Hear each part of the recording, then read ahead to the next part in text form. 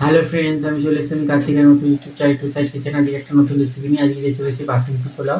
সেটা বানাতে কী কী কর্ন লাগে আসুন দেখাই। তার আগে একটা কথা বলতে, আমার চ্যানেলে যে সব ভিডিও ছাড়া আছে, আপনাদের যদি ভালো লেগে থাকে লাইক কমেন্ট শেয়ার করবেন, বেশি বেশি করে শেয়ার করবেন। আপনি যদি হচ্ছে নতুন হয়ে থাকেন প্লিজ সাবস্ক্রাইব করে দেবেন, নিচে বেল নোটিফিকেশনটা অল করে দেবেন যাতে আমার ভিডিও আপনাদের কাছে আগে পৌঁছে। তাই চলুন বাসন্তী পোলাও বানাতে কী কী উপকরণ লাগে আসুন দেখাই।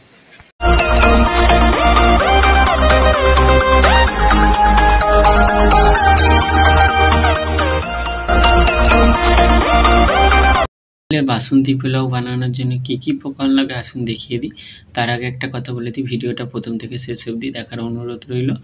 তাহলে চলুন রেসিপিটা শুরু করি। এখানে কিছুটা আমি গোবিন্দভোগ চালকে ভালো করে ধুয়ে নিয়েছি। তাহলে চলুন রেসিপিটা শুরু করি। এবার দিয়ে দেবো গ্রেট করা আদা, নুন দিয়ে দেবো,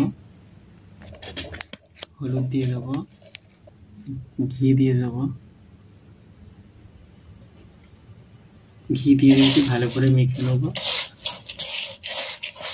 ভালো করে মেখে নিয়েছি, ঘি দিয়ে দেবো। গ্যাসটা যেটা কড়াটা বসিয়ে দিয়েছি, কড়াটা গরম হয়ে গেছে, ঘিটা দিয়ে দেবো। ঘিটা গরম হয়ে গেছে, চালটা দিয়ে দেবো।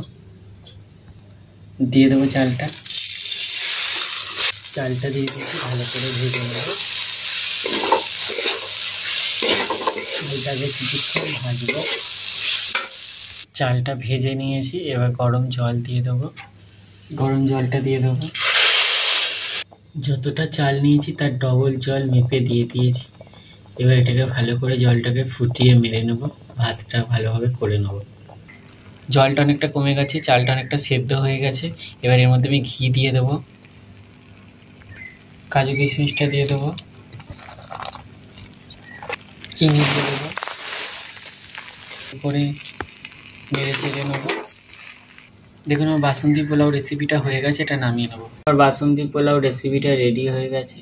এই রেসিপিটা যদি আপনাদের ভালো লেগে থাকে লাইক কমেন্ট শেয়ার করবেন ও বেশি বেশি করে শেয়ার করবেন। আর প্লিজ সাবস্ক্রাইব করে দেবেন, আমাদের পাশে থাকবেন। চলুন তাহলে দেখা হচ্ছে নেক্সট ভিডিওতে। এরকম নিত্য নতুন ভিডিও পাওয়ার জন্য আমাদের চ্যানেলটাকে অবশ্যই সাবস্ক্রাইব করবেন, আমাদের পাশে থাকবেন। চলুন তাহলে দেখা হচ্ছে নেক্সট ভিডিওতে। আর বাসন্তী পোলাও একবার এইভাবে বাড়িতে বানিয়ে দেখবেন, অবশ্যই খুবই ভালো লাগবে। চলুন তাহলে দেখা হচ্ছে নেক্সট ভিডিওতে।